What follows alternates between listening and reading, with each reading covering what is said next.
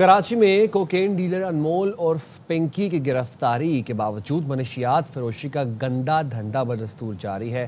ذرائع نے انکشاف کیا کوکین بنگلوں اور ریسٹورنٹس میں پاپڑ کے پیکٹس میں سپلائی کی جا رہی ہے۔ کوکین سپلائر نے گاہکوں سے کہا رائڈر چپس کے پیکٹ دے گا، ان پیکٹس کے اندر کوکین والا پیکٹ بھی ہوگا۔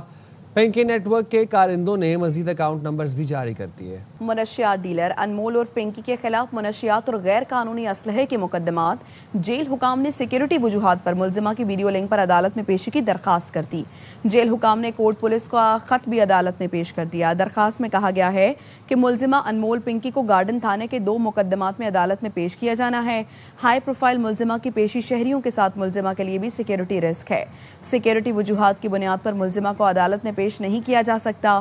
ملزمہ کو آئندہ پیشی پر ویڈیو لنک کے ذریعے پیش کرنے کی اجازت دی جائے۔ ملزمہ انمول پنکی کو ویڈیو لنک پر پیشی کے لیے تمام تر انتظامات موجود ہیں۔ حکام کا کہنا ہے کورٹ پولیس نے بھی سیکیورٹی خدشات پر ملزمہ کو چیک اپ کے لیے لے جانے کی اجازت نہیں دی تھی اور ملزمہ کے معائنے اور علاج کے لیے جیل میں انتظامات کی تجویز دی تھی۔ ٹریفک پولیس کا شارع فیصل پر لین کی خلاف ورزی کرنے والوں کے خلاف کریک ڈاؤن کا فیصلہ۔ بات کریں گے نمائندہ خصوصی نذیر شاہ ہمارے ساتھ موجود ہیں۔ بتائیے نذیر۔ دیکھیں، شارع فیصل پر لین کی خلاف ورزی پر فیصلے نفاذ کا آج سے باقاعدہ طور پر آغاز کر دیا گیا ہے اور ٹریفک پولیس نے شارع فیصل پر لین کی خلاف ورزی والے کے خلاف کریک ڈاؤن شروع کر دیا ہے۔ ڈی آئی جی ٹریفک سے ہماری بات ہوئی ہے، ان کا کہنا ہے کہ کمرشل گاڑیاں اور موٹر سائیکلیں اب صرف بائیں جانب کی جو 2 لینز ہیں اسی کو استعمال کرنے کی پابند ہوں گی، جبکہ تیز رفتار پرائیویٹ گاڑیوں کے لیے دائیں جانب کی 2 لینز مخصوص کر دی گئی ہیں۔ 3 لین والی سڑک پر درمیانی لین کمرشل اور پرائیویٹ گاڑیاں دونوں استعمال کر سکے گی، جبکہ ٹریفک پولیس کا آگاہی مرحلہ آج سے ہی جو ٹکٹنگ کا جو نظام ہے اس کو بھی فعال کر دیا گیا ہے اور باقاعدہ طور پر کئی دنوں سے اس پورے معاملے کی تشہیر اور مہم جاری تھی کہ 1 جون سے اس لین کا آغاز کر دیا جائے گا، جس کا آج سے باقاعدہ طور پر آغاز کر دیا گیا ہے۔ جی شکریہ آپ کا۔ یورپی یونین کی اعلیٰ نمائندہ خارجہ امور کایا کلاس کا دفتر خارجہ پہنچی تو نائب وزیر اعظم اسحاق ڈار نے پرتپاک استقبال کیا۔ دونوں رہنما پاک یورپی یونین اسٹریٹجک ڈائیلاگ کی مشترکہ صدارت کریں گے۔ پاک یورپی یونین اسٹریٹجک ڈائیلاگ میں 2 طرفہ تعلقات اور اسٹریٹجک انگیجمنٹ پلان پر تبادلہ خیال ہوگا۔ کایا کلاس پاکستان کے دورے کے دوران صدر آصف علی زرداری، وزیر اعظم شہباز شریف اور chief of defence forces field marshal Syed Asim Munir سے بھی ملاقات کریں گے۔ امریکی فوج نے ایران کے اندر ریڈار اور ڈرون کمانڈ اینڈ کنٹرول مراکز پر حملے کیے ہیں۔ سینٹرل کمانڈ کے مطابق حملے ہفتے اور اتوار کو گورو اور جزیرہ کشم پر کیے گئے۔ امریکی جنگی طیاروں نے ایران کے فضائی دفاعی نظام، زمینی کنٹرول اسٹیشن اور 2 خودکش حملہ آور ڈرونز کو تباہ کر دیا جو علاقائی سمندری راستوں سے گزرنے والے بحری جہازوں کے لیے خطرہ بن سکتے تھے۔ امریکی فوج نے تصدیق کی کہ ایران کے حملے میں ایک امریکی MQ-1 ڈرون بین الاقوامی فضائی حدود میں تباہ ہو گیا، جس کے جواب میں یہ حملے کیے گئے۔ سینٹرل کمانڈ کا کہنا ہے جنگ بندی کے دوران بھی ایرانی جارحیت کے جواب میں امریکی اثاثوں اور مفادات کے تحفظ کے لیے کارروائیاں جاری رہیں گی۔ جنوبی ایران پر کیے گئے امریکی حملے میں استعمال ہونے والے اڈے کو نشانہ بنایا ہے۔ پاسداران انقلاب کا کہنا ہے اس فضائی اڈے پر حملہ کیا ہے جسے امریکہ نے صوبہ ہرمزگان کے جزیرہ سیریک میں واقع ٹیلی کمیونیکیشن ٹاور پر حملے کے لیے استعمال کیا تھا۔ پاسداران انقلاب نے اس فوجی تنصیب یا اڈے کے مقام کی تفصیل فراہم نہیں کی۔ بتایا کارروائی امریکی فوجی جارحیت کے جواب میں کی گئی۔ اس فضائی اڈے کو نشانہ بنایا جہاں سے جارحیت کا آغاز ہوا تھا۔ حملے کے دوران مقررہ اہداف کو کامیابی سے نشانہ بنا کر تباہ کر دیا گیا، جبکہ کویتی سیکیورٹی فورسز کے مطابق دشمن کے میزائل اور ڈرونز کو نشانہ بنایا جا رہا ہے، جس کی وجہ سے دھماکے ہو رہے ہیں۔ شہری حفاظتی اقدامات سے متعلق دی گئی ہدایات پر عمل کریں۔ ایران واقعی معاہدہ کرنا چاہتا ہے، معاہدہ ان لوگوں کے لیے اچھا ہوگا جو امریکہ کے ساتھ کھڑے رہے۔ امریکی صدر نے ٹروتھ سوشل پر لکھا تنقید کرنے والے ڈیموکریٹس، ریپبلکنز اور سیاسی مفاد پرستوں کی چیخ و پکار سے مذاکرات کرنا زیادہ مشکل ہو جاتا ہے۔ سکون رکھیں، آخر میں سب ٹھیک ہو جائے گا۔ معاہدے میں واضح طور پر درج ہے ایران جوہری ہتھیار حاصل نہیں کرے گا۔ ایرانی وزیر خارجہ عباس عراقچی کہتے ہیں امریکہ کے ساتھ بات چیت اور پیغامات کا تبادلہ جاری ہے۔ ایرانی سرکاری میڈیا سے گفتگو میں انہوں نے مزید کہا واضح نتیجہ سامنے آنے تک مذاکرات سے متعلق کوئی فیصلہ یا رائے نہیں دی جا سکتی۔ ہمیں قیاس آرائیوں کو اہمیت نہیں دینی چاہیے جب تک ان کی باقاعدہ تصدیق نہ ہو جائے، انہیں سنجیدگی سے نہیں لینا چاہیے۔ دونوں جانب سفارتی روابط بدستور قائم ہیں، لیکن بات چیت ابھی مشاورت، جائزے اور پیغامات کے تبادلے کے مرحلے سے آگے نہیں بڑھی ہے۔ ایران کے رہبر اعلیٰ مرتضیٰ خامنہئی کے ترجمان میجر جنرل محسن رضائی کو نہیں چھوڑیں گے. یہ ملک ہمارے لیے اتنا ہی اہم ہے جتنا ایران. سمندری ناکہ بندی کی صورتحال بغیر جواب اور جوں کہ تو نہیں رہے گی. فوجی معاملات فوج کے سپرد کر دیے گئے ہیں. ایران کا امریکہ سے پیچھے ہٹنے کا یا سمجھوتا کرنے کا کوئی ارادہ نہیں. ایران خود کو کمزوری کی پوزیشن میں نہیں دیکھ رہا. امریکی وزیر خارجہ مارکو روبیو کے 48 گھنٹے کے دوران لبنانی صدر اور اسرائیلی وزیر اعظم سے رابطے ہوئے. امریکی نیوز ویب سائٹ امریکی ایکسیوس کا کہنا ہے مارکو روبیو نے نئی جنگ بندی کی تجویز پر لبنانی اور اسرائیلی رہنماؤں سے گفتگو کی.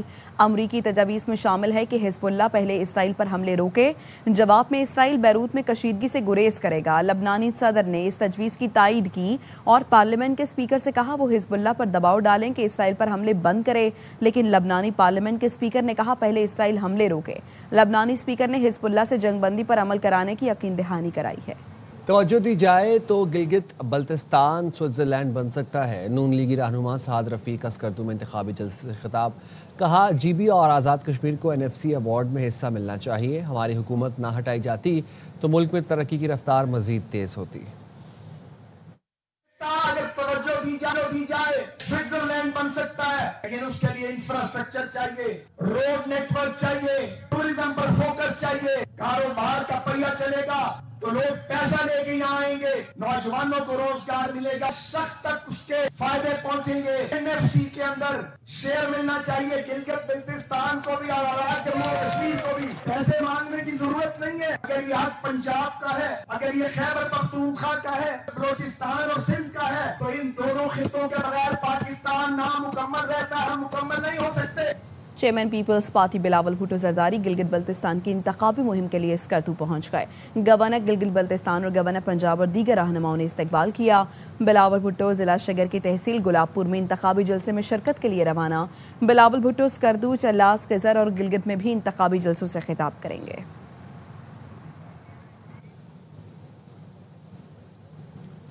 چیئرمین پاکستان تحریک انصاف بیرسٹر گوہر علی خان اسکردو پہنچ گئے. PTI رہنماؤں اور کارکنوں نے بیرسٹر گوہر کا استقبال کیا. چیئرمین PTI مختلف مقامات پر انتخابی سرگرمیوں میں حصہ لیں گے.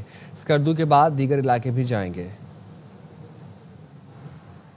وزیر اعظم شہباز شریف نے آزاد کشمیر کی سیاسی صورتحال پر اجلاس آج اسلام آباد میں طلب کر لیا. وزیر اعظم کی زیر صدارت اجلاس میں آزاد کشمیر کے انتخابات اور سیاسی صورتحال پر غور کیا جائے گا. اجلاس میں وزیر اعظم آزاد کشمیر فیصل ممتاز راٹھور، امیر مقام اور رانا ثناء اللہ شرکت کریں گے.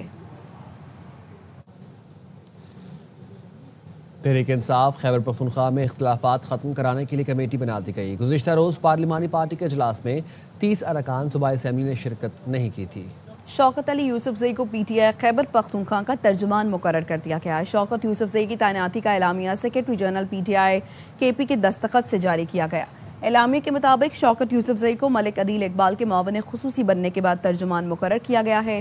ملک عدیل اقبال کی وزیر اعلیٰ KP کے معاون خصوصی تعیناتی پر شوکت یوسفزئی کو ترجمان لگایا گیا ہے.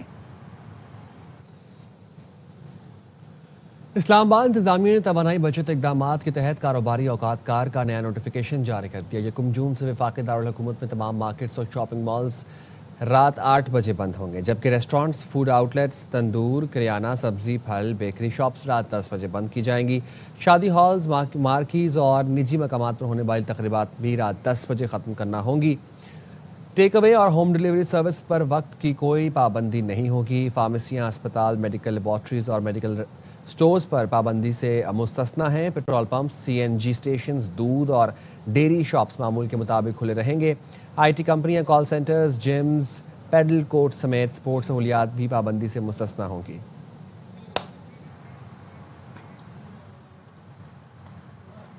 ریل اسٹیٹ اور تعمیراتی شعبے کو فروغ دے کر روزگار بڑھانے کے لیے حکومتی کوششوں میں تیزی. ذرائع کا کہنا ہے بجٹ میں ریل اسٹیٹ کے لیے ریلیف کا امکان ہے. IMF کو ٹرانزیکشن ٹیکس میں کمی سے آگاہ کر دیا گیا. IMF کو بریفنگ میں بتایا گیا کہ ٹیکس کم کرنے سے پراپرٹی لین دین بڑھے گی اور زیادہ ٹیکس مل سکتا ہے. ذرائع کا کہنا ہے پراپرٹی خریداری پر ود ہولڈنگ ٹیکس 1.5% سے کم ہو کر 0.25% ہونے کا امکان ہے. پراپرٹی کی فروخت پر ود ہولڈنگ ٹیکس 4.5% سے کم ہو کر 1.5% ہو سکتا ہے. FBR نے 3 ماہ میں پراپرٹی ریٹس میں 30 سے 35% کی کمی کی ہے. آئندہ بجٹ میں نان فائلر کے لیے پراپرٹی کی خرید و فروخت پر کوئی ریلیف نہیں ملے گا.